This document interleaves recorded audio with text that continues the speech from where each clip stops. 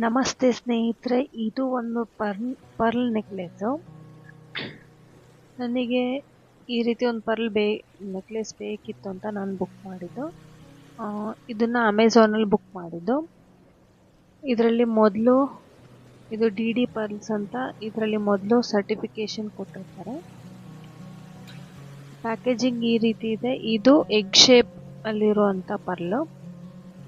ಇದು 10 mm ಅಂದರೆ 10 millimetres ಇರುವಂಥ ಒಂದು ಅಳತೆ ಇರುವಂಥ ಒಂದು ಮುತ್ತಿನ ಸರ. ಹುಕ್ಸ್ ತುಂಬ ಚೆನ್ನಾಗಿದೆ. ಹುಕ್ಸ್ನ ಕ್ವಾಲಿಟಿ ತುಂಬ ಚೆನ್ನಾಗಿದೆ.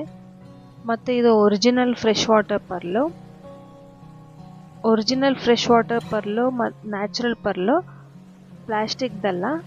ಪ್ಲಾಸ್ಟಿಕ್ದು ಮತ್ತು ಫ್ರೆಶ್ ವಾಟರ್ ಪರ್ಲಲ್ಲಿ ಏನು ವ್ಯತ್ಯಾಸ ಅಂದರೆ, ಅದನ್ನು ನೀವು ಈ ಮುತ್ತನ್ನು ದೀಪದಲ್ಲಿ ಹಿಡಿದ್ರೆ ಇದು ಏನೂ ಆಗೋದಿಲ್ಲ, ಸುಡೋದಿಲ್ಲ. ಆದರೆ ಪ್ಲಾಸ್ಟಿಕ್ ಮುತ್ತಾದರೆ ಅದು ಸುಟ್ಟು ಹೋಗ್ಬಿಡುತ್ತೆ. ಅದ್ರ ಬಗ್ಗೆ ಯಾವುದಾದ್ರೂ ಒಂದು ವಿಡಿಯೋ ಮಾಡಬೇಕು ಅಂದರೆ ಒಂದು ಕಮೆಂಟ್ನಲ್ಲಿ ತಿಳಿಸಿ. ಅದನ್ನು ಒಂದು ಪ್ಲಾಸ್ಟಿಕ್ ಪರ್ಲ್ ಆದರೆ ಹೇಗೆ ಆಗುತ್ತೆ ಅನ್ನೋದನ್ನು ತೋರಿಸ್ತೀನಿ. ಸೊ ಇದು ಇಯರಿಂಗ್ ಸೆಟ್ ಜೊತೆ ಬಂದಿದೆ. ಇಯರಿಂಗ್ ಕೂಡ 10 mm ಅಳತೆ ಇರುವಂಥ ಇಯರಿಂಗು.